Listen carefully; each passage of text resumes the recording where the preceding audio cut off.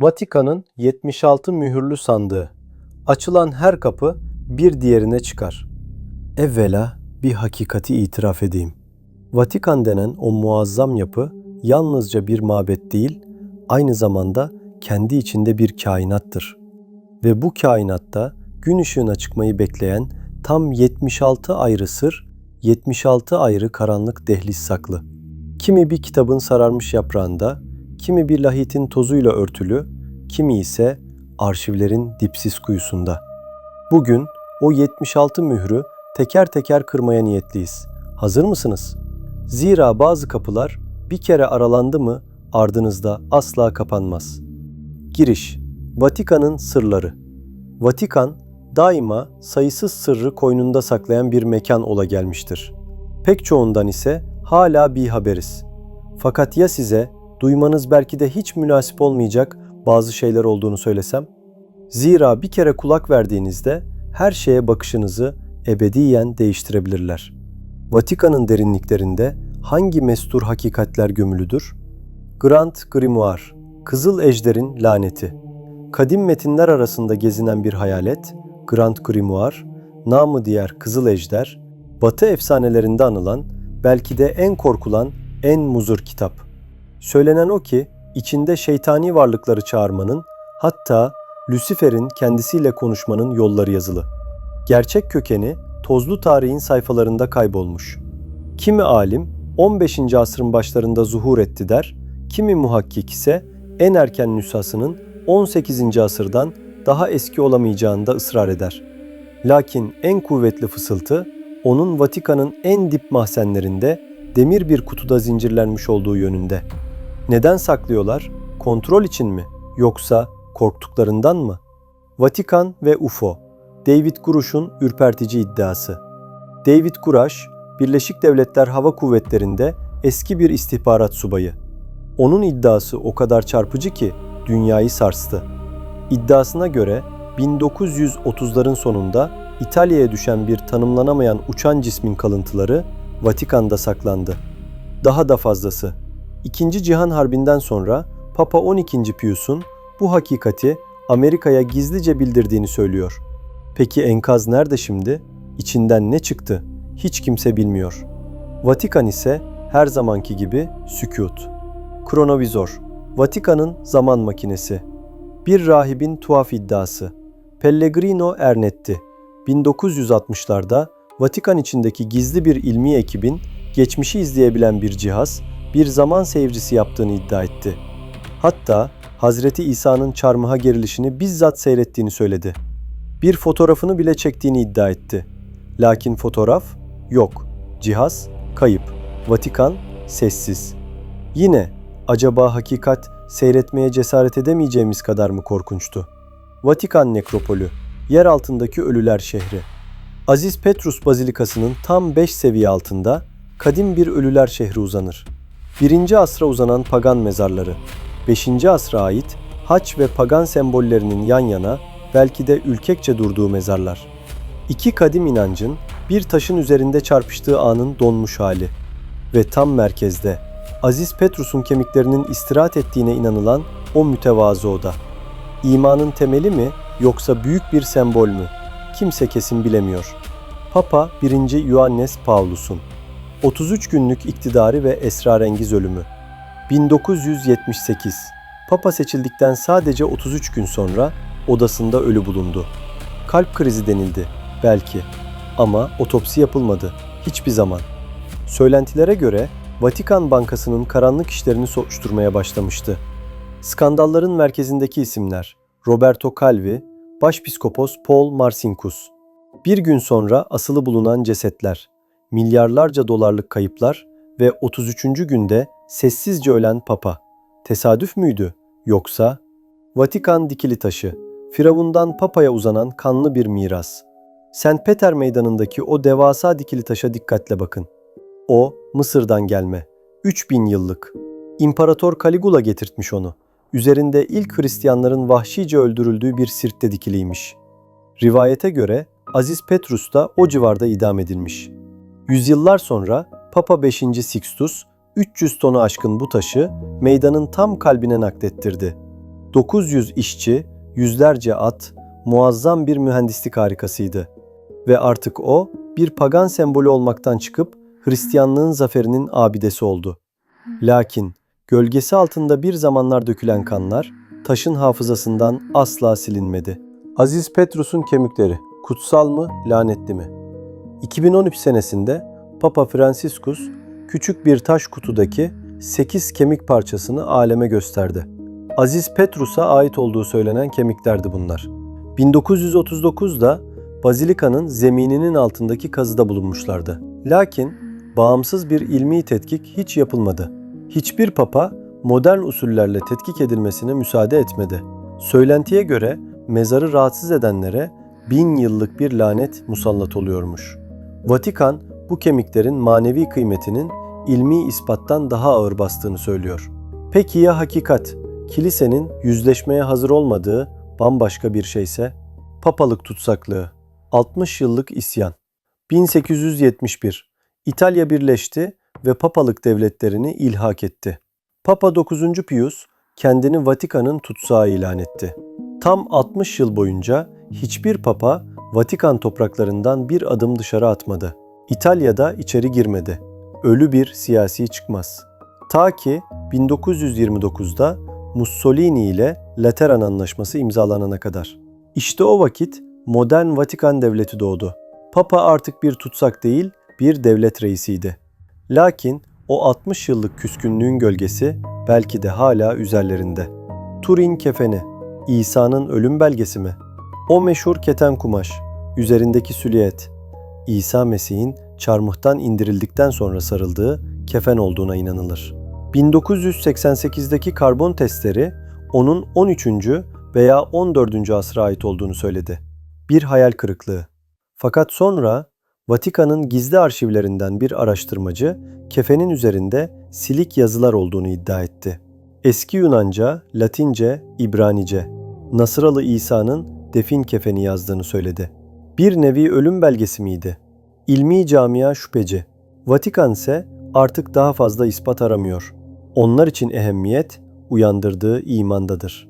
Peki ya bu gerçeği aramaktan vazgeçmek midir? Passetto di Borgo, Papa'nın kaçış tüneli. Vatikan'ın surları içinde 800 metre boyunca uzanan dar, loş bir koridor. Castel Sant'Angelo'ya çıkar. 1527'de Roma yağmalanırken Papa 7. Clement bu tünelden koşarak kaçtı ve canını kurtardı. Bugün hala ayakta. O taşlara dokunsanız bir papanın ölüm korkusuyla koşarkenki nefesini ve ayak seslerini duyabilirsiniz gibi. Tarih bazen taşların içine hapsolur. Vatikan gizli arşivleri, açıklanmayan 53 mil. Eskiden Vatikan gizli arşivleri derlerdi. Şimdi apostolik arşiv. Lakin isim değişse de içindeki muamma değişmedi. 53 mil uzunluğunda raf. 1200 seneyi aşkın belge. Galileo'nun muhakeme tutanakları. İskoçya kraliçesi Meryem'in idamından evvel yazdığı mektup. Peki ya açıklanmayanlar? Tanımlanamayan uçan cisim kayıtları. Tabiat üstü vakaların raporları. Kayıp medeniyetlere dair parşömenler. Bir araştırmacının dediği gibi mesele Vatikan'ın tuhaf hadiselere dair evrakı yok değil. Mesele onları nerede bulacaklarını artık bilmiyorlar. Gerçek haç, mukaddes odun parçası mı, yalnızca bir simgesel inanç mı? Vatikan'da İsa'nın üzerinde can verdiği hakiki haçtan bir parça bulunduğuna inanılır. Lakin şu var, dünyanın dört bir yanındaki kiliselerde bulunduğu iddia edilen gerçek haç parçalarını bir araya getirsek onlarca tam haç yapılır. İlmi tetkik hiç yapılmamıştır. Kilise relikin mukaddesiyetini muhafaza etmek istiyor. Belki de onlar için inanç maddi ispattan daha kıymetlidir. Fakat hakikat her zaman inançla örtüşmek zorunda mıdır? Vatikan ve Holokost, sessizliğin ağır sorumluluğu. Papa 12. Pius, İkinci Cihan Harbi esnasında Naziler Yahudileri katlederken neden açıkça ve yüksek sesle kınamadı? Uzun seneler bu sessizlik bir suç ortaklığı addedildi. Ancak son zamanlarda gün yüzüne çıkan evraklar Vatikan'ın 3200 Yahudiyi manastır ve kiliselerde gizlice sakladığını gösteriyor. Bu bir merhamet miydi? Yoksa o korkunç kaos anında din değiştirmeye zorlamak için bir fırsat mı? Münakaşa bitmedi. Vatikan o karanlık devirde bir seyirci mi bir sessiz kahraman mı yoksa iktidar ile ahlak arasında sıkışmış bir müessese miydi? Bu sual hala tarihin boğucu bir sükûtuyla cevapsız. Ahit sandığı Vatikan'ın zindanlarında mı saklı? Mukaddes kitaba göre 10 emir tabletlerini taşıyan o efsanevi sandık, Milattan önce 587'de Babilliler Kudüs'ü yağmalayınca sırra kadem bastı. Peki ya Vatikan'ın zindanlarındaysa? Neden böyle bir teori var? Zira ahit sandığının tarifi kadim Mısır'ın merasim sandıklarına şaşırtıcı derecede benziyor. Ve Vatikan'ın böyle bir emsalsiz eseri saklayacak kudreti, kaynağı ve ketumiyeti var.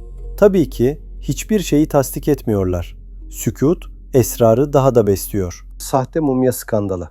Vatikan Müzesi'ndeki aldatmaca. Vatikan müzelerindeki Mısır mumyalarından en az ikisinin sahte olduğu anlaşıldı.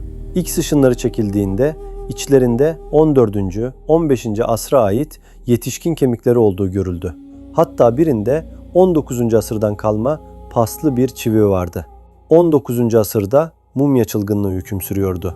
Talep çok, hakiki mumya azdı. Netice sahtecilik piyasası doğdu ve bu sahte eserler en mukaddes müzelerden birine bile sızdı. Demek ki ihtişamın gölgesinde bile aldatmaca saklanabilir. İmparator Nero'nun küveti, 2 milyar dolarlık bir lüks. Vatikan müzelerinde İmparator Nero'ya ait nadir porfir taşından oyulmuş bir küvet durur. Bu taş yalnızca Mısır çölünün derinliklerindeki tek bir ocaktan çıkarılırdı. O ocak 1500 senedir tükenmiş vaziyette. Bugün benzerini yapmak takriben 2 milyar dolara mal olurdu. Nero bu küvette bir tanrı gibi yıkanırdı. Ve işte o küvet şimdi bir Hristiyan mabedinin içinde. Tarihin garip bir tecellisi değil mi? Musa'nın sunağı, Cebel-i Lavz'daki hakikat. Mukaddes kitaba göre Musa peygamber Sina Dağı'na çıkmadan evvel dağın eteğinde işlenmemiş taşlardan bir sunak inşa etti. Bu uzun müddet sembolik bir hikaye addedildi. Ta ki Suudi Arabistan'daki Cebel-i Lavz'da tam tarife uyan bir taş yapı keşfedilene kadar. İşlenmemiş taşlar, yakınında 12 taş sütun ve sunak içinde kurban kalıntıları. Acaba hakiki Sina Dağı bildiğimiz yer değil de burası mı? Suudi hükümeti reddediyor. Lakin keşif münakaşaları alevlendirdi. Esrarengiz şekilde can veren papalar. En az 42 can. 266 papanın 42'sinden fazlası şüpheli, esrarengiz veya anormal şekillerde öldü. Zehirlenenler, boğdurulanlar, öldürülenler. Mesela Papa 9. Formosus. Öldükten sonra cesedi mezardan çıkarıldı, papa cübbesi giydirildi ve bir mahkemede yargılandı. Ceset mahkemesi. Suçlu bulundu, 3 parmağı kesildi ve Tiber nehrine atıldı. Bu iktidarın ne kadar karanlık olabileceğinin bir ispatıdır. Vatikan'da eşcinsellik. Vatikan'ın dolabı kitabı. 2019'da neşredilen bir kitap, Vatikan'ın dolabında müellifi 4 sene boyunca 1500'den fazla röportaj yapmış. İddiası şu: Vatikan'da çalışan ruhanilerin %80'i eşcinsel ve en yüksek sesle ahlak dersi verenlerin kimisi gizli bir hayat yaşıyor. Vatikan ne tasdik etti ne de inkar. Sadece sükût. Bu sükût hakikaten bir şeyler mi gizliyor? Hayalet zaman hipotezi. 300 senelik tarih uydurma mı? En cüretkar teorilerden biri Alman araştırmacı Heribert Illig'e göre milattan sonra 614 ile 911 seneleri arasındaki 300 sene asla yaşanmadı. Papa II. Silvester ve Kutsal Roma İmparatoru 3. Otto, milenyumun sembolik ehemmiyetinden istifade etmek için bu vakti tarihe eklediler. Yani şu an hakiki tarih 2025 değil, 1725 olmalı. Tarihçiler reddediyor elbette. Lakin şu suali soruyor: eğer kudret sahipleri tarihi değiştirseydi biz bunu anlayabilir miydik? Kayıp kitaplar. Mukaddes kitaptan çıkarılan 14 kitap. İncil. İlk İngilizceye tercüme edildiğinde 80 kitaptan müteşekkildi. Lakin 1684'e gelindiğinde 14 kitap sessizce çıkarıldı. Bunlara apokrifa yani gizlenmiş denir. Ezra, Tobit, Makabiler. Niye çıkarıldılar? Muhtevası kilise öğretisine uymadığı için mi? Bilgiyi kontrol etmek için mi? Bir hakikat var. 14 kitap sessizce kayboldu ve çoğu insan bundan habersiz. Dünya dışı varlıkların tesiri. Bir Rus profesörün iddiası. 1920'lerde Rus profesör Genrich Ludwig, Vatikan gizli arşivlerine girdiğini iddia etti. Ve orada kadim medeniyetlere Sümerler, Mısırlılar, Mayalar, dünya dışı varlıkların yardım ettiğini anlatan metinler gördüğünü söyledi. Onlara şehir kurmayı, yazıyı, tarımı öğrettiklerini, hatta Babil'in surlarının erimiş gibi göründüğünü. Lakin hiçbir delil getirmedi. Yalnızca kelamı kaldı. Fakat acaba Vatikan'ın başçincisi Papa Gabriele Amort. Peki ya şeytan Vatikan'ın içine kadar girmişse? Baba Gabriele Amort, Vatikan'ın başçinciydi. Yaptığı şeytan çıkarma ayini sayısının 70 bini aştığını söyledi. İddiasına göre 1981'de şeytani kuvvetler Papa II. Ioannes Paulus'a suikast teşebbüsünde bulundu. 2009 Noel'inde ise Papa 16. Benedikt'i yere düşüren kadının cin çarpmasına uğradığına inandı. Tabi ilmi camia şüpheyle bakar.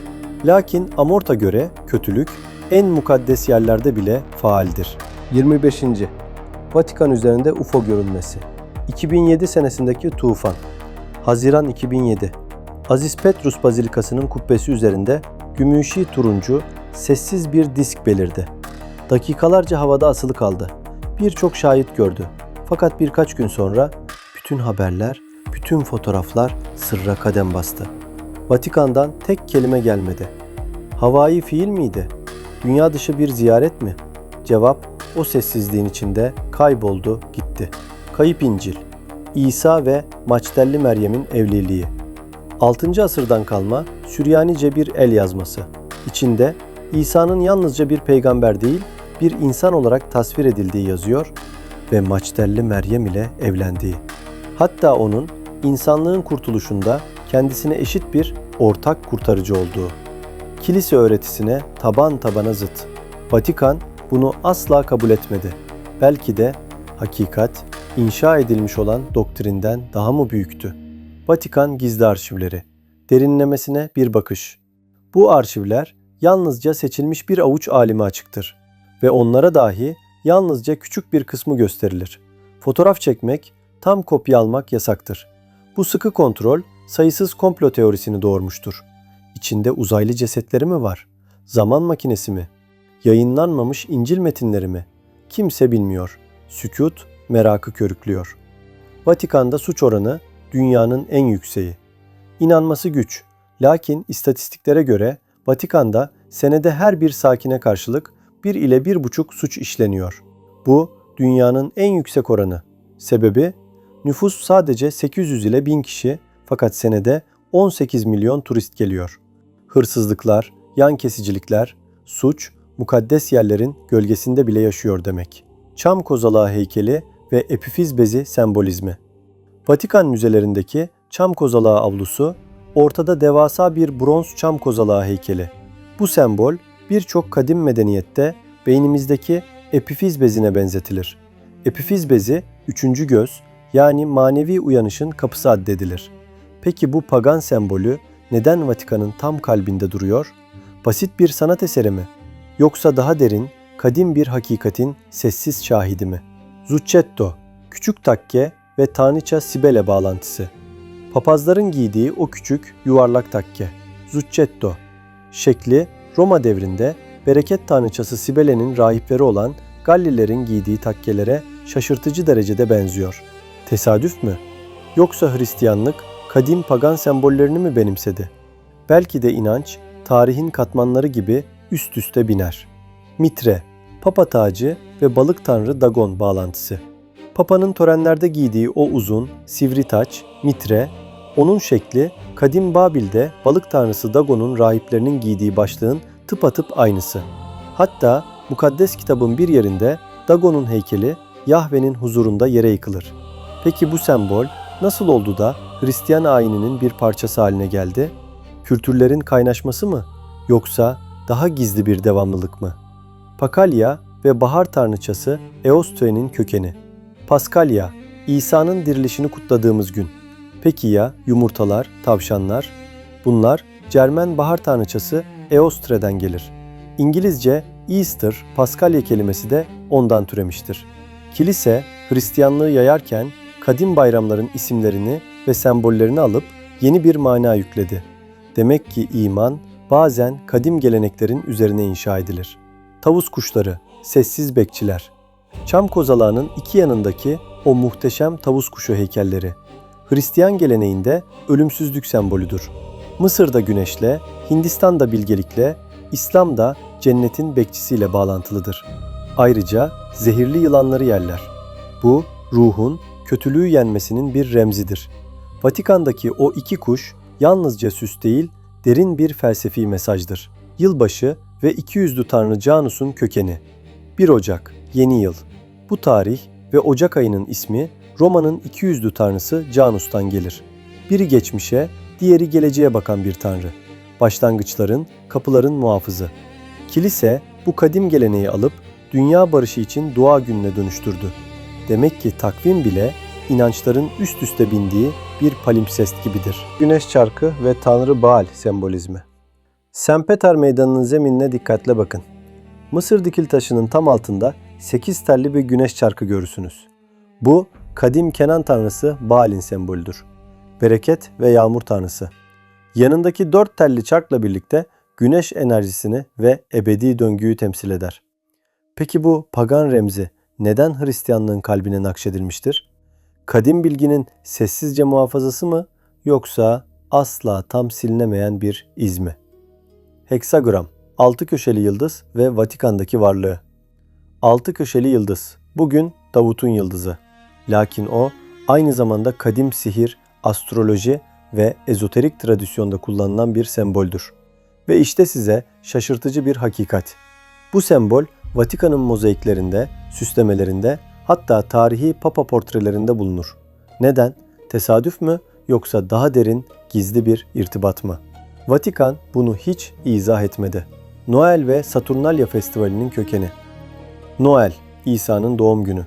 Peki niye 25 Aralık? Çünkü o gün Roma'da Saturnalya bayramıydı. Güneş tanrısının yenilmez güneş bayramı. Köleler efendileriyle yemek yer, hediyeler verilir, eğlenilirdi. Kilise bu köklü geleneği yasaklamak yerine onu İsa'nın doğumu olarak benimsedi. Çam ağacı, hediyeler, şenlik, hepsi kadim pagan geleneklerinin Hristiyanlaştırılmış halidir. İman bazen kültürle harmanlanır. Erken Hristiyan sanatı ve pagan etkileri. Aureli ailesi mezarı. 3. asra ait bir mezar. İçindeki freskler hem Hristiyan hem pagan unsurları barındırır. Bir kadın bir yılanın üzerinde durur. Havva mı, bir tanrıça mı? Bir adam küçük insan figürleri yapar. Tanrı mı, Prometheus mu? Bu, Hristiyanlığın henüz saf halinde olmadığı, pagan imgelerle iç içe geçtiği bir devrin hazin kanıtıdır. İkonografi bir gecede değişmez. Kayıp kitaplar, Gözcülerin kitabı, düşmüş meleklerin hikayesi. İsa'dan 250 sene evvel yazılmış bir metin. Gözcülerin kitabı Vatikan tarafından yasaklandı. Zira içinde meleklerin yeryüzüne inip kadınlarla evlendiği, dev Nefilim ırkını doğurduğu yazılıdır. Ve tufan bu hibrit ırkı yok etmek için gelmiştir. Bu hikaye kötülüğün kaynağının yalnızca insan değil, ilahi varlıklar da olabileceğini söyler. Belki de yasaklanma sebebi budur. Borgia papalarının ahlaksızlıkları. 15. asır Borgia hanedanı. Papa 6. Alexander, açık seçik metresleri, gayrimeşru çocukları vardı. 1501'deki kestane ziyafetinde papalık sarayına fahişeler getirtilip akla hayale sığmaz bir debdebe içinde ayinler yapıldığı rivayet edilir. Bu, kilise tarihinin en karanlık, en yozlaşmış devirlerinden biridir. İktidar bazen kutsalı da lekeler. Kral 3. Charles, hediye edilen gerçek haç parçası. 2023 taç giyme merasiminde Kral 3. Charles'ın önünde taşınan haçın içinde gerçek haçtan 2 parça olduğu söylendi. Papa Franciscus'un hediyesi. Lakin şu sual akla gelir. Vatikan'da bu kadar çok gerçek haç parçası mı var ki hediye edebiliyor? Bir araştırmada bir gerçek haç parçasının 12. asıra ait olduğu anlaşılmıştı. İnanç mı, sembolizm mi? Vatikan ve Amerikan İç Savaşı. Papa 9. Pius, Amerikan İç Savaşı'nda Konfederasyon lideri Jefferson Davis'i Amerikan Konfedere Devletleri'nin başkanı diye hitap ederek tanıdı. Bu, köleliği savunan tarafı tasdik etmek gibiydi. Amerika, büyükelçisini çekti. İlişkiler 1980'lere kadar düzelmedi. Vatikan, tarihin yanlış tarafında mı durmuştu? Kral Süleyman'ın hazinesi. Mukaddes kitaba göre Kral Süleyman'ın hazinesi bugünün parasıyla 2,1 trilyon dolar değerindeydi.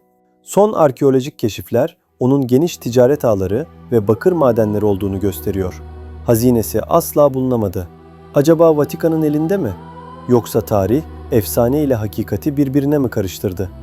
Aziz Christopher ve köpek başlı tasvir, Anubis bağlantısı. Orta Çağ sanatında Aziz Christopher bazen köpek başlı tasvir edilir. Bu, Mısır'ın ölüler tanrısı Anubis'e şaşırtıcı bir benzerliktir.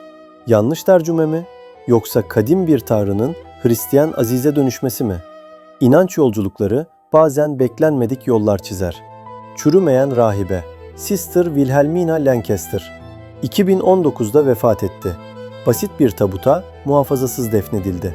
4 sene sonra tabut açıldığında bedeni neredeyse hiç bozulmamıştı. Cildi esnek, yüzü sakindi. Bir mucize mi? Yoksa tabii şartların garip bir tecellisi mi? Vatikan henüz bir kanaat bildirmedi. Bazen hakikat tıbbın da ötesine uzanır. Vatikan Bankası, mafya ve Başpiskopos Paul Marcinkus skandalı. 1970'ler ve 80'ler. Vatikan Bankası'nın başındaki Başpiskopos Paul Marcinkus, bankayı mafya bağlantılı kara para aklama ve şüpheli yatırımlara bulaştırdığı iddia edildi. Banco Ambrosiano'nun çöküşünde rol oynadı. Fakat Vatikan vatandaşı olduğu için İtalyan mahkemelerinde yargılanamadı. Sessizce Amerika'ya gitti. Bu skandal, kutsal ile kirli paranın nasıl kesişebileceğinin karanlık bir ispatıdır. Kral Davut, efsane mi, tarih mi? Uzun müddet Kral Davut'un efsane olduğu düşünüldü.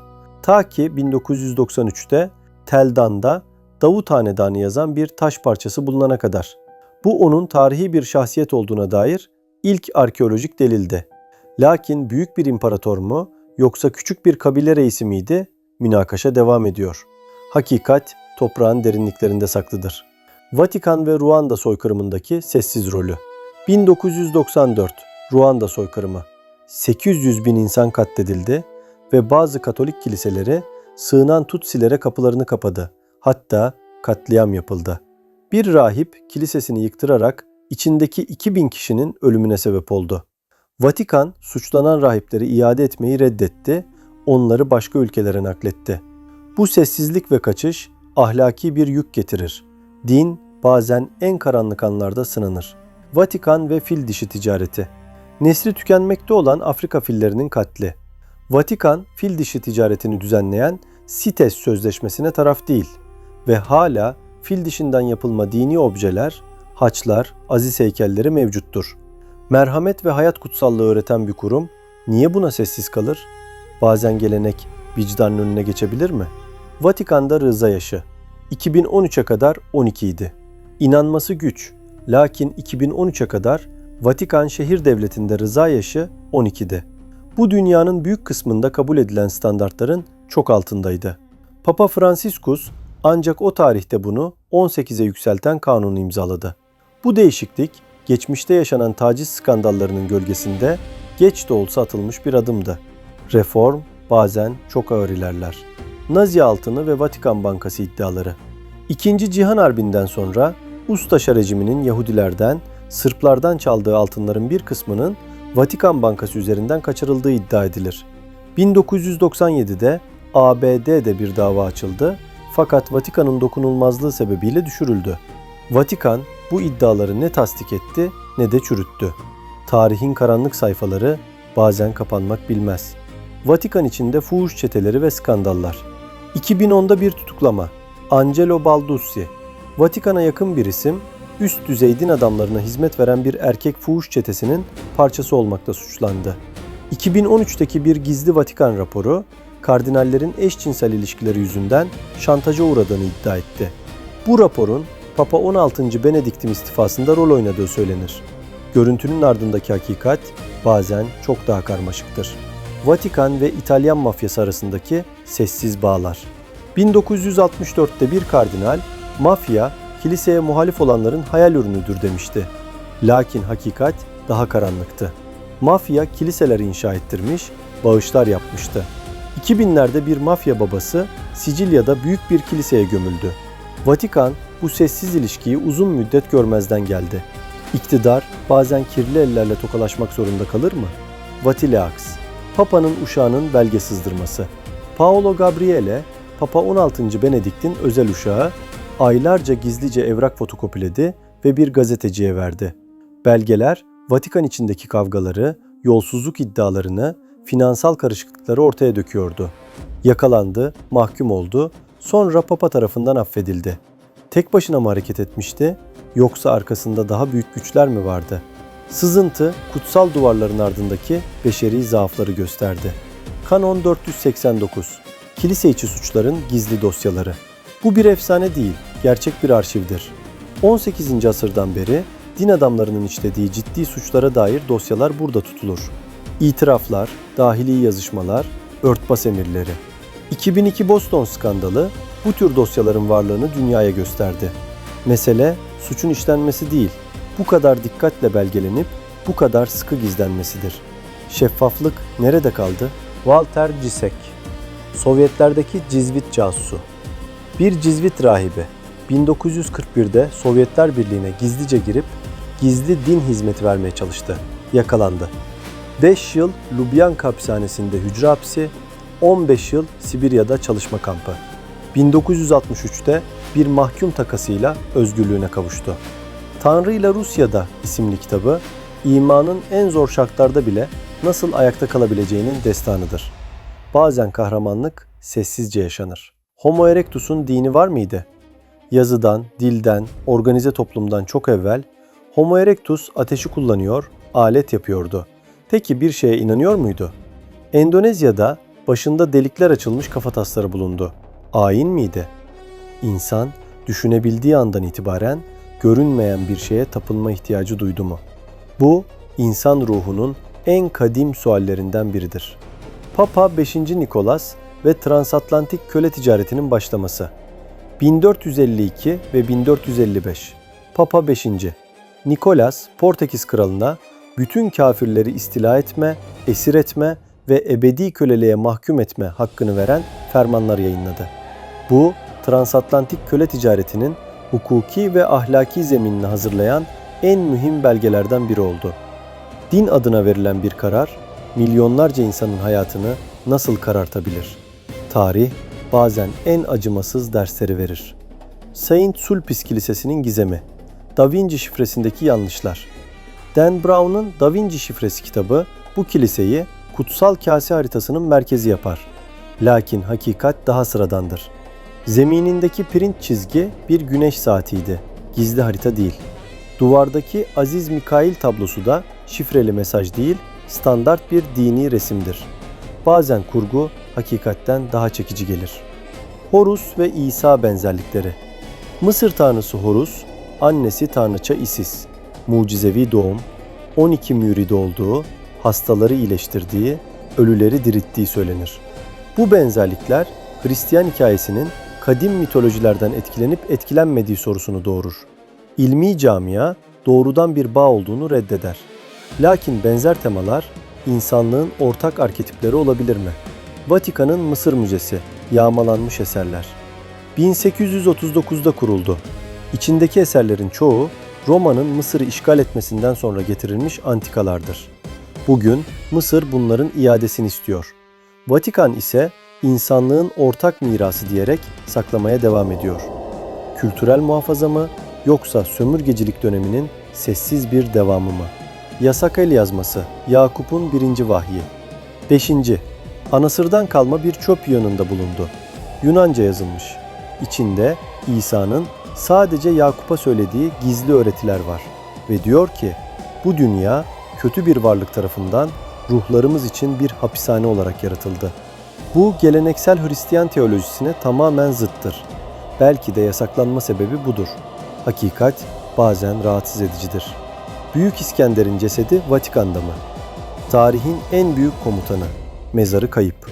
Bir teoriye göre Orta Çağ'da Venedikli tüccarlar cesedini Mısır'dan çalıp İtalya'ya getirdi ve onu Aziz Mark'ın kalıntıları diye Venedik'teki San Marco Bazilikası'na gömdüler. İçindeki ceset hiç ilmi tetkike tabi tutulmadı. Acaba Büyük İskender bir Hristiyan bazilikasında mı yatıyor? Bu tarihin en büyük ironilerinden biri olurdu. Roma Cübbeli Anubis heykeli, kültürlerin kaynaşması.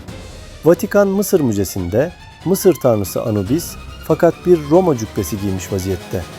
Bir elinde Mısır'ın kutsal çıngırağı Sistrum, diğerinde Yunan tanrısı Hermes'in asası Kadiüs tutar.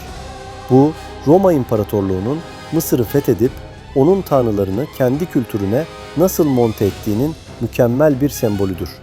Dinler ve kültürler asla saf halde kalmaz, daima birbirine karışır. Azizlerin mumyalanması, Vatikan'ın gizli muhafaza prosedürü. 1975 ile 2008 arasında Vatikan en az 31 aziz ve papanın bedenini Mısır usulü mumyalama teknikleriyle tahnit ettirdi. Maksat, çürümeyi önleyip bedenleri cam tabutlarda sergilemekti. Papa 23. Ioannes'in bedeni 2001'de açıldığında neredeyse hiç bozulmamıştı. Lakin Papa 12 Pius'un tahniti başarısız oldu. Cenazesinde nahoş bir koku yayıldı, burnu çöktü. Kutsallığın muhafazası bile beşeri teknolojiye muhtaçtır. Aziz Camillus Dölellis'in kalbi reliği. Hastalara hizmet eden bir aziz 1614'te öldü. Kalbi çıkarıldığında kırmızı ve taze görünüyordu. Adeta taştan oyulmuş gibiydi.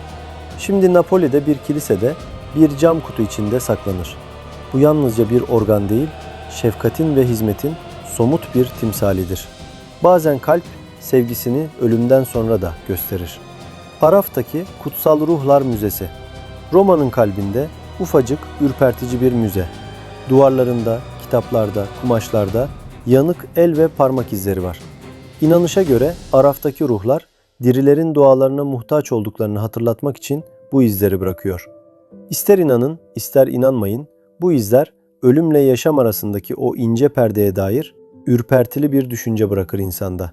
Don Bosco'nun çalınan beyni. 2017'de Aziz Don Bosco'nun beyin relikini saklayan cam kutu çalındı. Hırsız altın sanmıştı. Polis beyni şehir dışındaki bir dairede pirinç bir çaydanlığın içinde buldu. Neyse ki relik zarar görmemişti. Bazen maddi değersizlik manevi değerin yanında hiç kalır. Azize Helena'nın Lahdi. İmparator Konstantin'in annesi, gerçek haçı bulan kadın. Lahdi, nadide porfir taşındandır ve üzerinde savaş sahneleri oyuludur. Belki de oğlu için yapılmış, ona verilmiştir. Zamanla kemikleri parçalandı, Paris'e, Roma'ya, Almanya'ya dağıldı. Mukaddes bir kadının kalıntıları bir hakikat gibi parçalanmış. Papa'nın fili, Hanno. 1514'te Portekiz kralı Papa 10. Leo'ya bir Asya fili hediye etti. Adı Hanno'ydu. Bütün Roma onu görmek için sokaklara döküldü.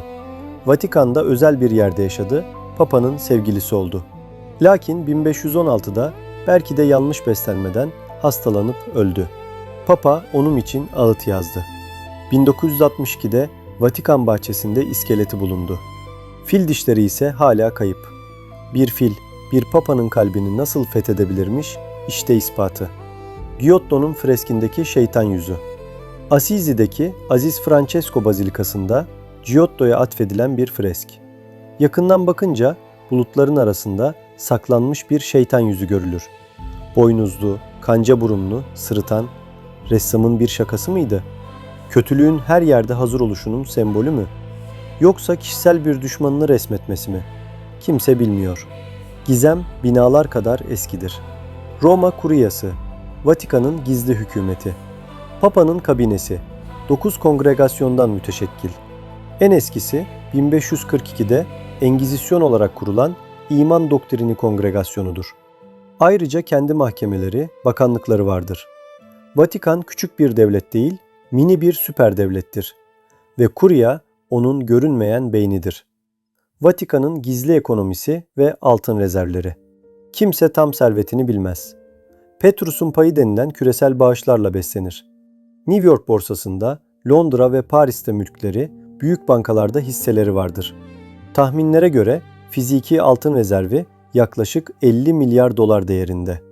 2008 krizinde bile sarsılmadı. İmanın maddi temeli hiç de zayıf değil. Kudüs Tapınağı hazinesi. Vatikan'da mı saklanıyor?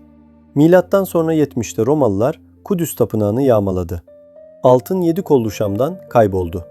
Profesör Tom Meyer gibi bazı araştırmacılar bu hazinenin Vatikan'ın zindanlarında saklandığını iddia eder. Vatikan böyle bir şeyi saklayacak en güvenli yer değil midir? Tabii ki sessizlik. Her zamanki gibi. Vatikan içinde cinayet. 1998. İsviçreli muhafızlar cinayeti. 4 Mayıs 1998. İsviçreli muhafızların komutanı Albay Alois Esterman ve eşi Vatikan'daki dairesinde ölü bulundu. Yanlarında genç muhafız Cedric Tournay'ın cesedi vardı. Vatikan, Tournay'ın önce onları, sonra kendini vurduğunu açıkladı. Disiplin cezası yüzünden öfkelenmişti. Lakin soruşturma çok hızlı kapandı. Esterman'ın hassas dosyalarla bağlantısı var mıydı? Tam hakikat o duvarların ardında mı kaldı? İsviçreli muhafızlar. 1527'deki kahramanlık ve fedakarlık. O renkli üniformalar. Sadece törensel değil, 1527'de Roma yağmalanırken 189 İsviçreli muhafız Papa 7. Clement'i kurtarmak için binlerce düşmana karşı son nefeslerine kadar savaştı. Sadece 40'ı hayatta kaldı ve Papa'yı kaçış tünelinden güvenliğe ulaştırdı. O günden beri sadakatin ve cesaretin timsali oldular. Bazen korumak, ölmeyi göze almak demektir. İşte Vatikan'ın 76 yüzü. Kimi kanıtlanmış, kimi söylenti, kimi ise cevapsız bir sual olarak kalmaya mahkum. Bu karanlık dehlizlerde bizimle dolaştığınız için teşekkür ederiz. Zihninizde şimdi hangi fırtınalar kopuyor? Eğer bu mestur yolculukların devamını istiyorsanız lütfen Keşfedilmemiş Gizemler kanalına abone olun ve bildirim zilini çalmayı unutmayın. Zira bir sonraki buluşmamızda perdeyi daha da karanlık bir sahneye aralayacağız. Kanalımızın video üretmesine ve kalitesini arttırmasına destek olmak için lütfen yorumlara video hakkında düşüncelerinizi yazın. Videoyu arkadaşlarınızla paylaşın. Unutmayın, bu videoyu yapabilmek için saatlerce araştırma, alın teri, gözyaşı ve kan döküldü. Kendinize iyi bakın ve asla sormaktan vazgeçmeyin.